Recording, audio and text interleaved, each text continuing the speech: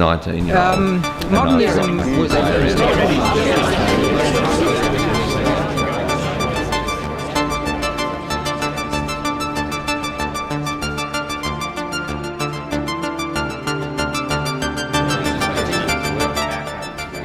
glad to be in Los Angeles right now as an art maker, as an artist.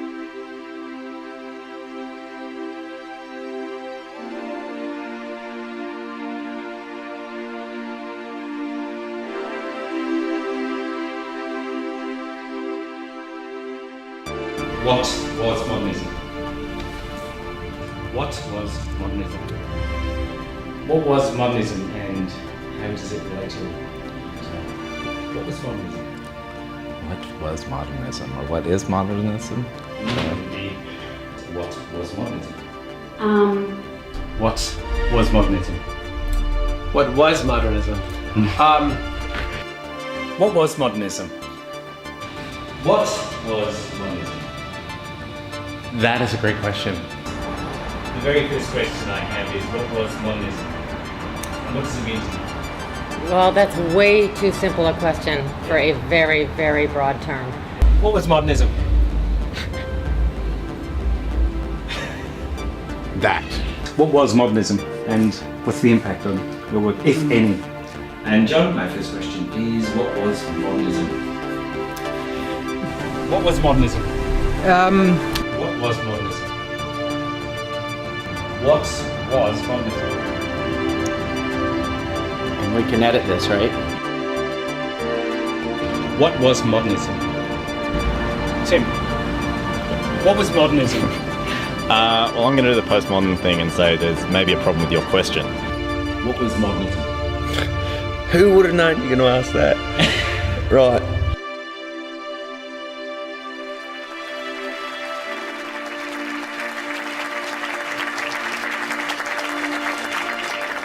Today I'm going to be talking about a project of mine, which is a bit of a pet project for me, and how it came about, and where it's going to, because in some respects it's a very young project for me. I'll explain all this, but how did it begin? Where did it come from? Now, I belong to a certain kind of generation where the video camera was kind of cool new technology around about the time I was hitting my teenage years. We're talking about VHS things, you know, the sort of things that sat on your shoulder. They weighed about 10 kilograms, and you didn't own one because they were too expensive. You hired them out from video shops for about $200 for a week. When I came to Australia the very first time, which was in August 1987, I emigrated here from Wales. My family got one of these video cameras out from the video shop, and we went around making this video. We're here and we're going to go all the way down here, which is the Botanical Gardens. No, we're not. We're going up here. Are we? Yeah. Oh, so we're not going to... Oh, we're just going here then? Take us to the opera, come. We're not going all around here. There's the opera. That's a funny, strange white building that you see on every single shot of Sydney. When I look back at this, it just makes me cringe really badly. But it started off this thing in my family of hiring a video camera out every 6 months and doing another video. And I think part of the motivation was, we were like this, as a family, we were like this island on the other side of the world with the rest of our family in the UK. So this was our only way of showing them this amazing life that we had discovered in Australia. This one I love. I did this when I was an art student. This is the main entrance of the Sydney College of the Arts. Where I work hard. And in the painting department are paintings. Here is where I work. Anyway, you see where I'm going with this. So for me, video has always been part of, I think, my language, my toolbox, my way of communicating. You may or may not know this, but I had a bit of a hiatus from teaching in that 15 years. I still taught as an adjunct, as they would say in America, for a while, but for 3 years I worked for Arts New South Wales. And after I came back to teaching, that's when I started teaching at the University of Newcastle. I remember going to the first of those first-year lectures that I attended just to see what was happening. And I remember Darryl Bowes gave a lecture, and he was showing like a YouTube video. And I thought, can we do that? wow, we can do that. We can show YouTube videos. So I started incorporating things like YouTube videos more into my own teaching. I'd look something up, lean up to the lecture and put the video on. Sometimes you can't find the YouTube video you want, so why not make your own YouTube video? So this started me thinking about producing my own teaching material. Hi there.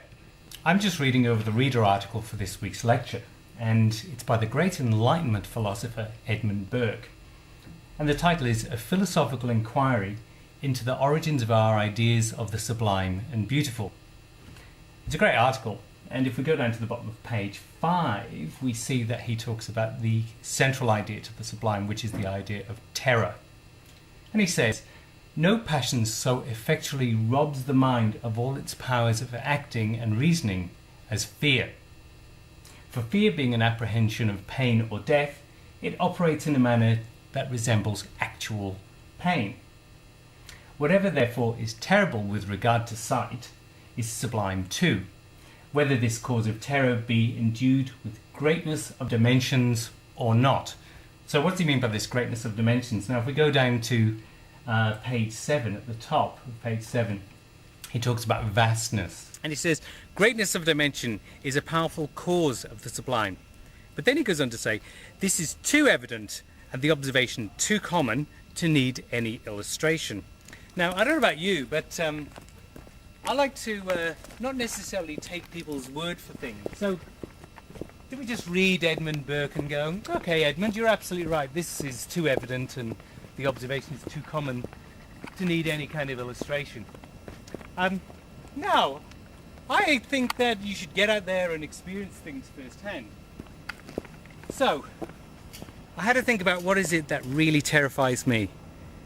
And there's one thing that really, really terrifies me.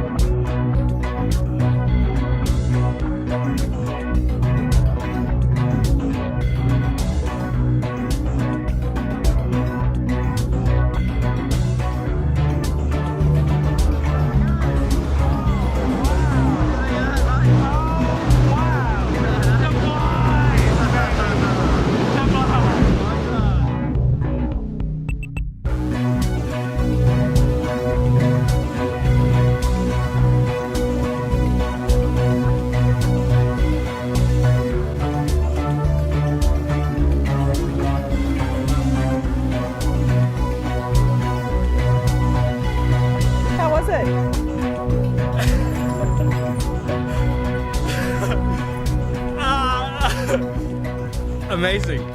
Amazing. Amazing. Yeah, surreal. Surreal. Very, very, very surreal. Absolutely terrifying, but amazing. It's. I was actually. Scale of 1 to 10. Well, how scared were you? 1 being not scared at all. 10 being terrified. Scale of 1 to 10. Right until the moment I jumped out the plane, I would say I was about a 2 or 3. You know, very relaxed. Sitting on the edge, I was about a 10, and for the first 10 seconds, I was about a 10, and then I was about a 2 or 3. Amazing. It's just, it's so foreign, it's so, unbelievably kind of out of your experience that it's, Oh my God, I forgot to turn the record on. You didn't? I'm joking.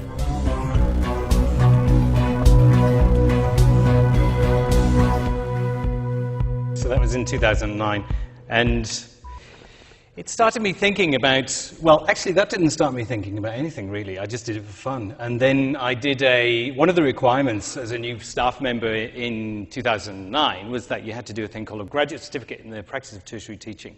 It meant doing 4 subjects, and during that I started thinking about why is it I'm doing this? Because when you do something like a graduate certificate, they call it reflective teaching practice. Why do you do what you do? If it's working, keep doing it, but think about why you actually do it. So that started me really thinking, why am I doing this in particular? What is it about? And I then kind of went on to theorize. I actually published a peer-reviewed journal last year where I talk about tactical ruptures. And I do these I do these quite a lot in my lectures. I don't know if anyone ever went to one of the surrealism pajama lectures I ever did.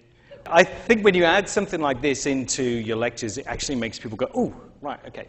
Plus it's using something other than the old chalk and talk or, the stage on the stage, as people like to say, and it actually does something different. It problematizes a very tried and tested relationship that we have with our students. So I started thinking about that. And then I started to, I thought, I want to do more of these sort of things. So I would go to conferences overseas, or I'd go away on holiday, and I would take a video camera with me. And every time, now I scripted basically something that was like a documentary. And every time I went away for the course of a whole year, I would then record a bit more of this script. Take this work by Robert Delaunay, titled Red Tower from 1911. What do we see in this painting? This fragmented image of the Eiffel Tower shows different bits of the tower from different viewpoints. There's not a single perspective point.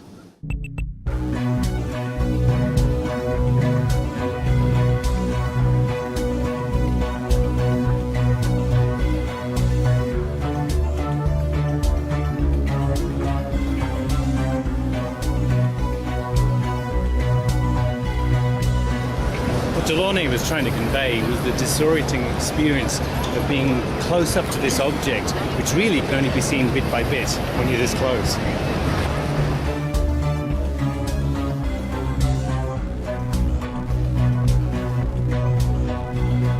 The Eiffel Tower was still a relatively new structure in 1911 when this painting was completed. It was built for the Paris World Fair in 1889, so it was intended as an example of the advancement of French construction technology.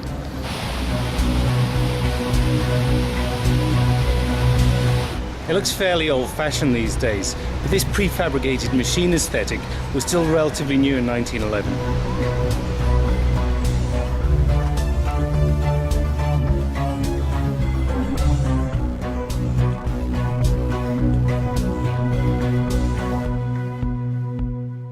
So, importantly, this painting is an expression of the artist's own experience of his world. And it's a world that, to Delaunay, was new, amazing, scary, disorienting, and fast-moving. The century before, the 19th century, had been a period of massive change throughout Europe.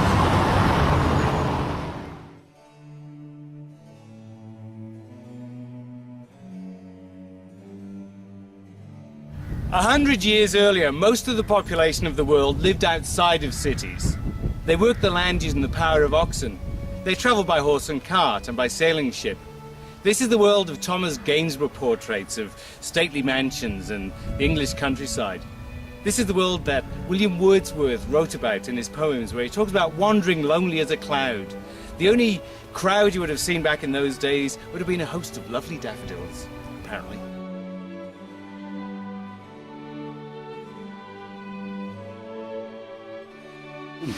Then, in the late 18th century, advances in science led to a huge explosion in technology, which we now know as the Industrial Revolution. So every time I went somewhere, I filmed something extra, and then I stuck it all together at the end, and then I put it up.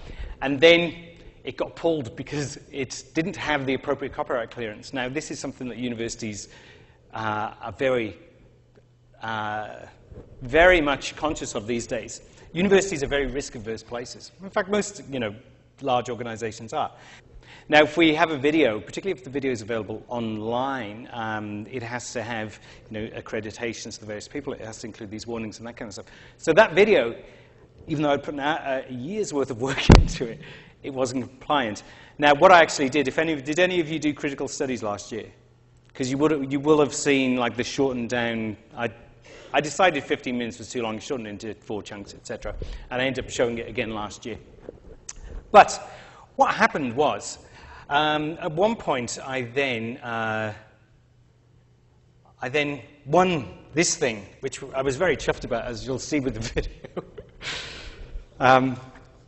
I won a teaching award. I won a national teaching award, which was called a citation, and there was a big ceremony at the Opera House, and it was from the Australian Learning and Teaching Association. I had my face up on the screen for 5 seconds, and I got to jump up and down like an idiot amongst a group of people. So with the money I got from that, I got, and this was great, I got $10,000. So I thought, okay, teaching and learning project. What I'll do is, now the video that I had produced, the modernism one, had been produced on a very sort of cruddy handheld camera. It's fairly great expression to pause it on there. It'd been done on a very crappy sort of handheld camera, so I thought, I know I'm going to get a really good top quality HD camera with a shotgun microphone and that kind of stuff, and I'm going to reshoot the whole thing again. So, around about the middle of last year, I went on a 5-week trip overseas, and I literally reshot the whole thing again. However, when something seems to work, you'll appreciate this as artists, I'm sure. Something seems to work the first time, and you go, hey, let's do that again, that was great. And then it doesn't. Similar modernizations were happening. I seem to have mumbled, don't I, when I'm trying to... It's fine. It's not, you're not going on TV, eh? Similar modernizations were happening across Europe. This is the world we see depicted in the paintings of Thomas Gainsborough, or in the portrait... This is the... Stupid, isn't it? Oh my lord, there's a cat.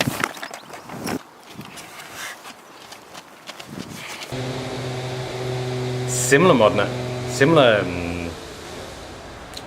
modernizations were happening across the Western world.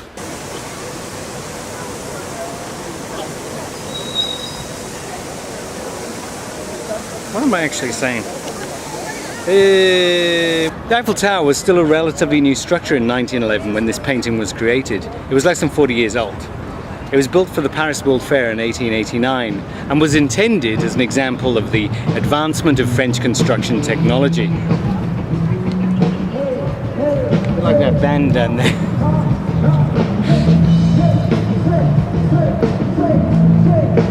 Bow, chicka, chicka, bow. Once again with feeling.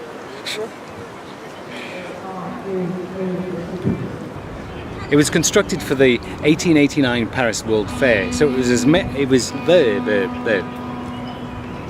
It was constructed for the 1889. What is this? What is this piece of music? One of the problems was, I look back at this now and I think, my God, I look exhausted, and I was really tired. And one of the reasons why I was exhausted at this particular time was I had been in the midst of this drama this time last year in my life, which I really would not have brought on myself or anyone else. Basically, I had an ice-addicted psychopath wanting to kill me. And as a result of this is not made up, this is absolutely true.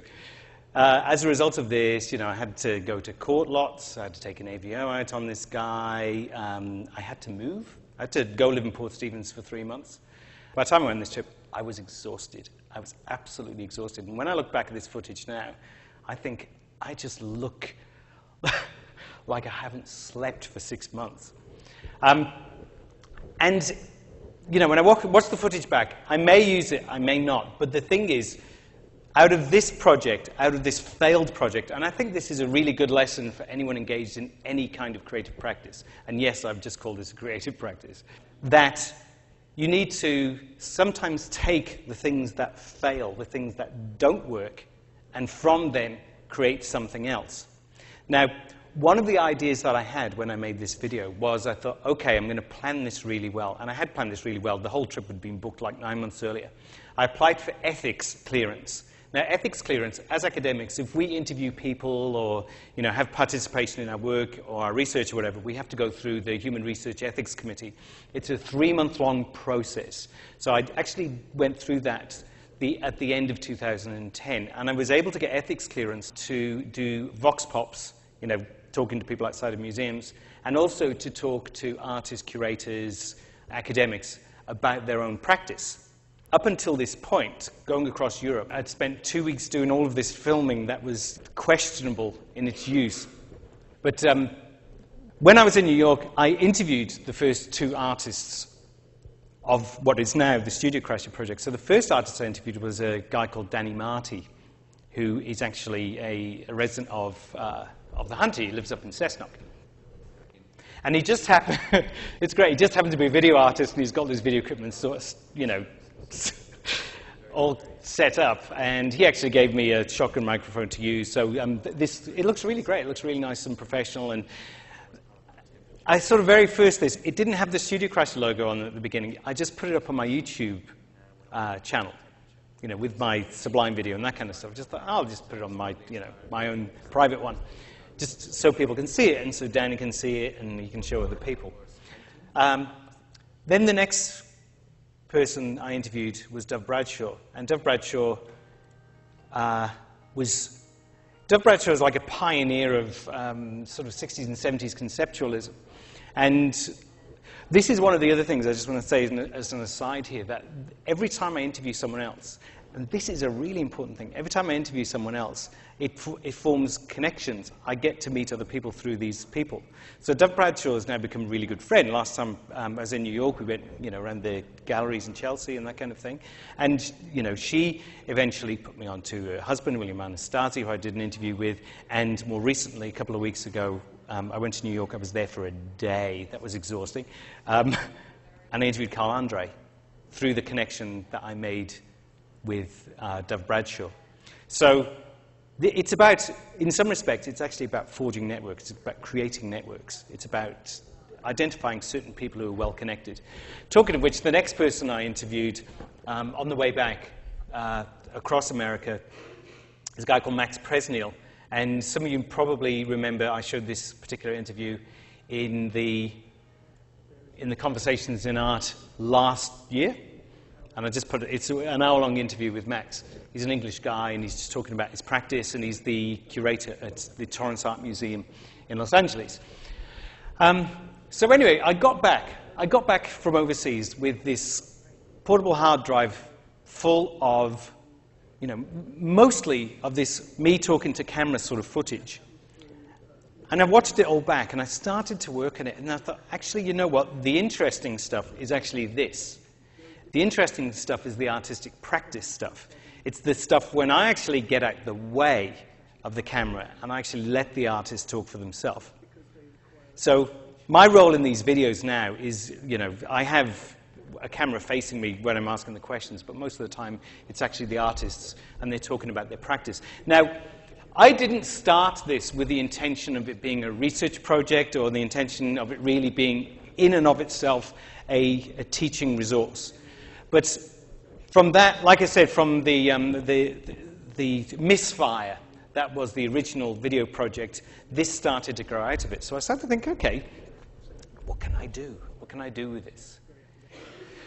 So in the midst of this, I'm also kind of rethinking I'm starting to sort of rethink my teaching. Now, one of the things that we brought in last year in first year was a thing called, and some of you may remember this, the 9 a.m. discussion. The 9 a.m. discussion was kind of part of this rethinking of how I teach. Because what we used to do, at 9 o'clock you'd arrive, everyone would arrive kind of, tired, and I'd go up there at 9 o'clock and, give a lecture, talk at people for about an hour and a half to 2 hours. And you, as the students, would just kind of sit there, and it would be like watching TV.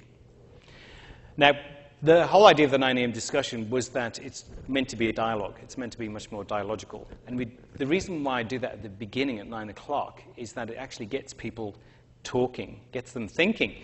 It has a number of brilliant effects. Firstly, I know what the students know before I start lecturing.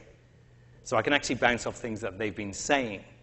If someone's got a great piece of information, people are much more likely to stop the lecture. Not stop the lecture, because the lectures are kind of much more dialogical as well, but they're much more likely to intervene and go, oh yeah, that's because, or ask a question. So all of this really is all part of me kind of trying to rethink about how we teach. How do we teach? Why do we teach in certain ways?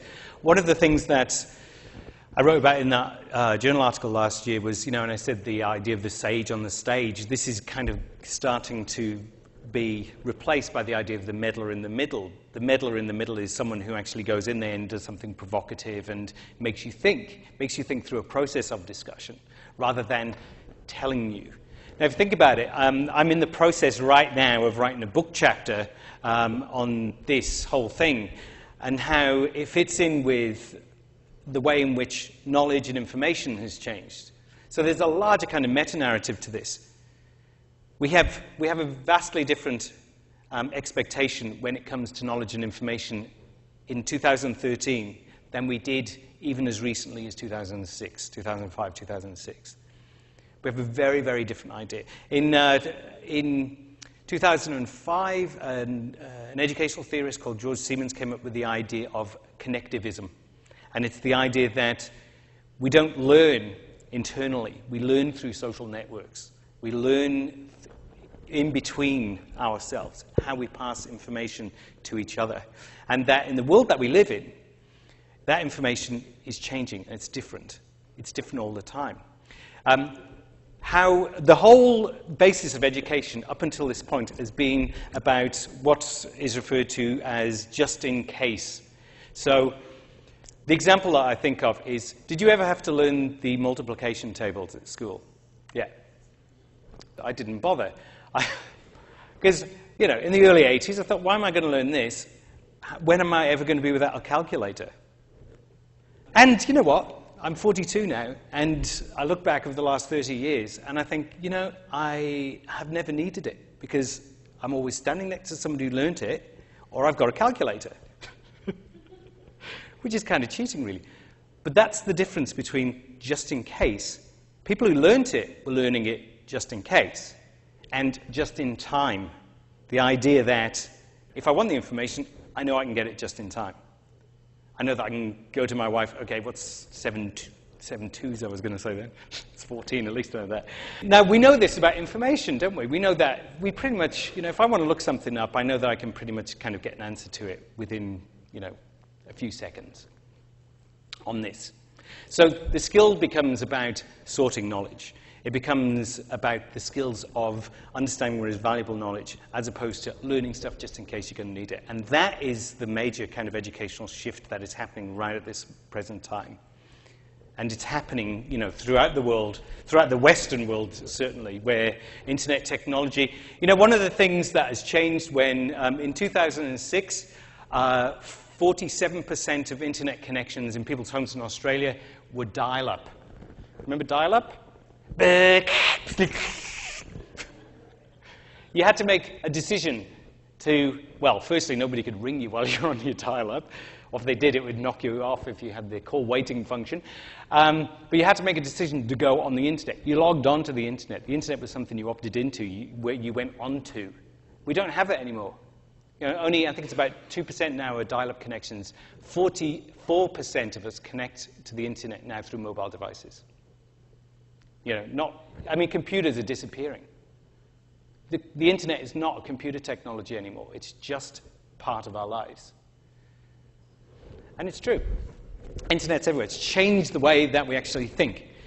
I suppose what I'm saying, the reason why I'm giving you this context to this is that for me, and I'm doing this, I think, this is why I think in a way, to me it feels like a creative practice, because I'm doing this in a way like most artists work. Artists tend to work, I think, and particularly after interviewing, these 20-odd artists, they tend to work intuitively. You tend to respond to your world, and then you sit back later and get some realization. I think what I'm doing with this is that I'm nudging my teaching practice, my research practice, because I don't know where the hell this sits at the moment. I don't know whether it's teaching or research, to be absolutely honest. It's kind of both. But I'm nudging what I do, my practice, towards this idea of the information being out there and available. I'm rethinking what I do as a teacher. For instance, when I made that very first video of Max Presnell, and I put that on YouTube, I think I put a link maybe onto the Conversations in Art thing at the time, but that was it. It wasn't widely available. And I started to rethink that. I thought, why am I doing this? That would be a bit like an artist going, I've made this great artwork, and now I'm going to show it to a few people and hide it from everywhere else. So I started to think, well, actually, it's not going to wear the video out if I make it widely available and put it on the internet. So this is where I got the idea of StudioCrasher from, essentially. Now, some interesting things have come up. Usually when we do research, like when I did the Sean Gladwell book, I go, okay, Sean Gladwell is going to Afghanistan, I'm going to write a book on it. So, that's what I'm going to write on.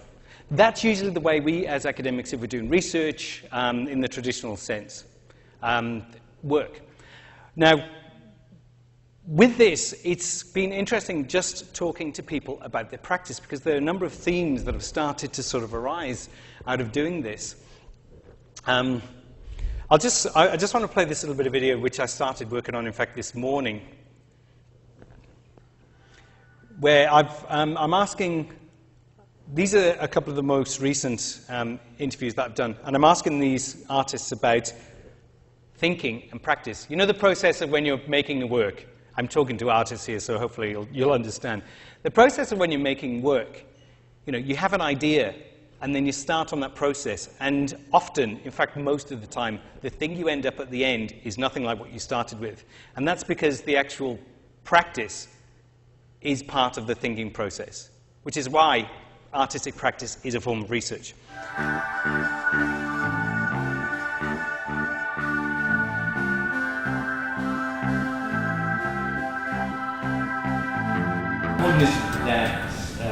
That manual process in the thinking of the work? I would say it's super important. I never would have expected that I would be making such labor-intensive work. If you were to ask me this, many years ago, I never would have guessed that. Right. I thought that it would go. I would be able to make these things easier, and I find myself making and responding to more labor-intensive processes. Yeah. But even those get simplified often, and I think that helps me think through all of those things really well, and just think through what the work is doing, what I want it to do, what it can do, the potential of it, and also helps me figure out all the other stuff, right? Whatever else needs to go in there through that labor-intensive process and the just the time that it takes, even if it's not so labor-intensive, that things tend to go slow. And I'm a big editor, right? I'm a massive editor in all respects, editor and distiller in the many ways that I think that those words could be used, and that process helps too. When you're actually engaging in the practice of creating the works, yeah. I mean, they are very, when I look at the work behind you, for instance, there's a mechanical element to that. It has to be very planned out. Right. But the process of doing that, yeah. How does that affect then the idea of what you're working on? Funny enough, what happens is that my focus is color, and it's within color that I find a sort of, a slippery area in terms of defining it, that I can then work and have some freedom. And so I need the structure, or I'll be all over the place. And I like that I don't think I could even make a mark and believe in myself that this was not in some way, predetermined somewhat by at least a subconsciously internalized convention. And I probably went through a school system which came out of, I went to secondary modern. What's that mean? Does that mean somewhat modernist? I don't know. I don't know how our educational structure came about that I went through in school. Yeah. But to me, there has to be something that stopped me going all over the place. I can't believe in, I'm just a painter in and of myself, and the mark I make is completely uninfluenced, and so I need something. And then within the colours and the working with it, I find a lot of freedom, and it's a lot more intuitive than people realise. So I'm doing it intuitively. There is some plan there, but there's not a strict in any one of these paintings based on a composition. Yeah. There's not a, middle C is not always going to be a medium value red. But if you go back over the history of artists and theorists that have made ideas about, thought about and tried to correlate sound and vision, they're nearly always, I actually haven't seen another system that isn't, it attempts to define it, and most often you'd see middle red is middle C, and so on and so forth. Russian composers, there was a lot of this around the beginning of the 20th century. So there is no doubt in my mind that the continuum that I'm on, and a lot of what I reference, is rooted in modernism that came out of it. Yeah. But I think the approach for me that works best is when I don't think too, I think like Barney Bubbles did about theory, and I guess I distrust my knowledge to the extent that I've got to have a sense of humor about it and take it lightly and just get on with it. So I can't do it without I can't take myself too seriously when I do this, although I've got a serious interest in abstraction. Yeah, and I think maybe that maybe does come from the more commercial art sort of background is Yeah. well that you have, Yeah, and I think I grew up in a time when commercial art had been made high art by Andy Warhol, and so it's this the post-Warholian act. I mean, that's the influence there that and the 60s and everything else that made commercial art and the lowbrow high art and just took away the distinctions. So I grew up with that different or blurring of distinctions, whatever it is, and so I didn't mind, blended. Well, I'll tell you what, I was playing around. I'm constantly thinking about those things. I remember early on in my studies, out here with Dave Hickey, I remember him talking about, I forget which artist, but basically their ability to make this mark. Yeah. That was, like, maybe it was John Singer Sargent, like white paint right there, scarf, done. That's what it feels like, an amazing virtuoso. Yes. So having that ability, I started thinking about that, and what that means to me and what that means this day and age, and so that's definitely in there. It's for me, that muscle memory or that signature. Yeah. It's sort of this rehearsed. Somehow it feels natural and rehearsed like a signature would be, and that's why I think that I need to really consider this, but why I go back and then retrace it. Yeah. So that I'm thinking about that line while I'm making the line, which initially I wasn't. It was just, there it is. Yeah. And now I go back and it's so conscious of it that it's like trying to play the piano while you're thinking I'm playing the piano. You know, Yes. it's better to just let it happen. Yeah. But I like that because I think there's the, you know, like you asking me what is modernism, and I kind of tripped and got awkward and clumsy. That's a human condition, you know, that we experience daily and hourly when you're certain people. And so I think it's natural that it would come out in my work and that I would be interested in that because I'm trying to figure out myself as much as I'm trying to figure out the world, you know. So maybe this is that approach. Yeah, there's a tension a lot of this work, I think, between control and not so much control and letting go, but control and trying to let, you know, whether it's the software or it's the material or the technology or the processes, let them have input into the development of a work, into, you know, the actual,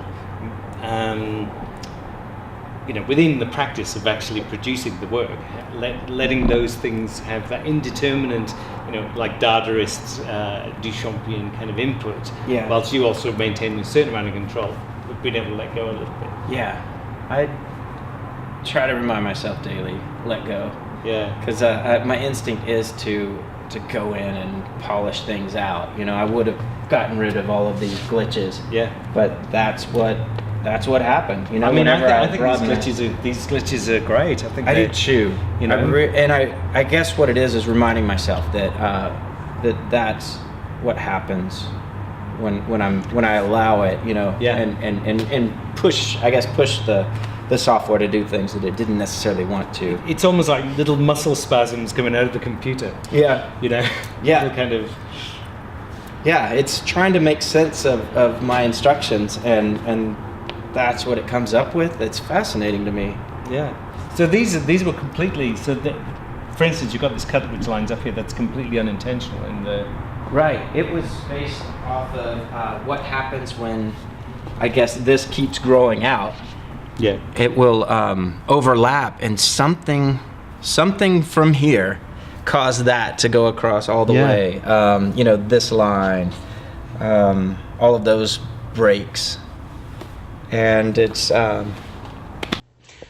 So, like I said, there are interesting themes that are coming out of this. One of them, you know, a lot of artists talk about music in their studio. A lot of artists that I've come across are musicians, or they have some kind of interest in music and listen to music while they practice, which is interesting.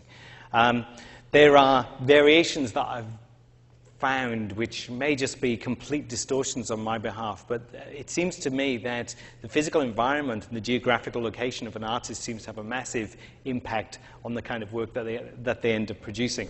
Maybe, you know, there's an argument there, maybe not. And the importance of, you know, one of the other interesting things I've talked about with these guys is the importance of criticism, you know, of receiving criticism, of published criticism, of knowing sometimes when you receive criticism what to reject. Having now I've interviewed 23 people, and these themes are starting to emerge. So for me, where I see this going now is I'll continue to do this. One of the really time-consuming things. The travel and the interviews are great. You get to meet these people and make connections and that kind of thing. Then you end up with, you know, hours and hours of video footage that you need to edit. And I've got Adobe Premiere, which is what I use to edit these. I've never trained on it. I only really kind of know trial and error of how it works. And it takes a long time. Half an hour, generally, and this is not heavy editing stuff, but generally, half an hour of an interview will take about a day to edit. So the one that I've got of Ben Quilty, which was an hour and a half, that took like 3 days to edit that. So it's very, very time-consuming. I mean, I enjoy it. I'm not complaining about this at all. I absolutely enjoy it. I think that, you know, as practitioners yourselves, you will know that the things that, you know, you're most passionate about and you're driven to do, you know, are the things you kind of end up doing best. And, you know, I sometimes will I suffer from insomnia, so I often wake up at about 3 or 4 in the morning. I'll get up and I'll start editing these things until about 7 and then get ready for work. So when you look at me, on some days I look really tired. That's what I've been doing. But that's how I do it. And I think that, like I say, with any kind of creative practice, it's an old modernist cliche, sure, but it's true. I think with any creative practice, you need to want to do it to the extent that you're compelled to do it, that you need to kind of get up and, you know, it's the first thing you think about.